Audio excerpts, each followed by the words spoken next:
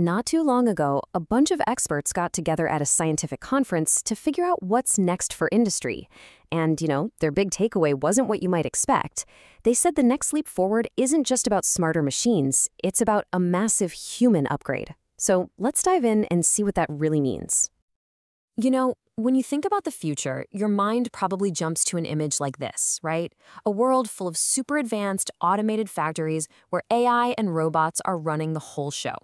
It's a pretty cool idea, but maybe also a little bit intimidating. But what if that whole picture is missing the most important piece of the puzzle? What if the next big step forward isn't about replacing people, but about making them more powerful than ever? Well, that's the core idea behind this huge shift in thinking as we move from what we call Industry 4.0 to the new kid on the block, Industry 5.0.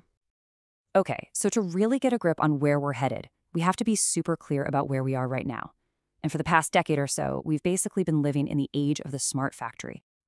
This is what everybody calls Industry 4.0. It's all about automation, AI, and robots, and it's all aimed at one single goal: making factories as efficient as humanly, or maybe I should say mechanically, possible. But here's what we're learning. A system that's built only for efficiency can be, kind of fragile.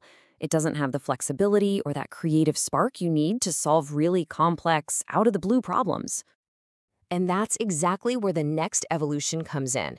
We're not talking about throwing out the smart factory. No. We're talking about giving it a really critical upgrade, a human-centric one that puts people right back in the driver's seat.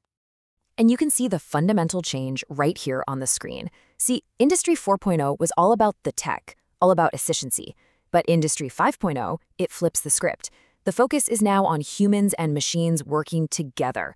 The goal isn't just raw productivity anymore. It's about building systems that can bounce back from anything, that are sustainable, and that are powered by that one thing machines don't have: human ingenuity. So the end game here is a real partnership.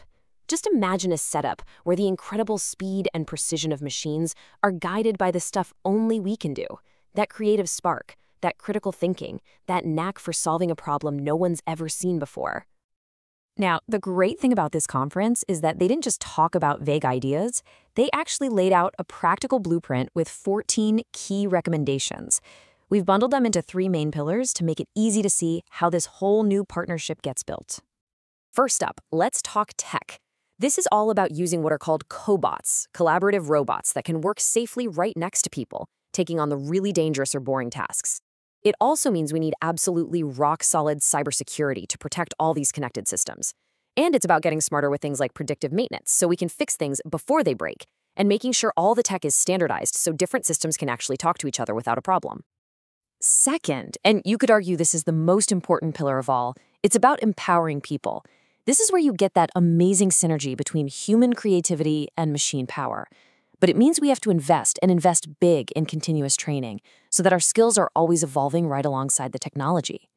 It also means giving workers a real say in how things are planned and sharing knowledge across borders so we're all rising together. And the third pillar brings everything together to build a business that can really last. The goal here is to be more competitive, not just by being faster, but by offering incredibly personalized products and services. It also means making sustainability a core part of how things get made. Of course, this stuff doesn't just happen. It takes careful planning and rules that actually encourage this kind of forward-thinking innovation.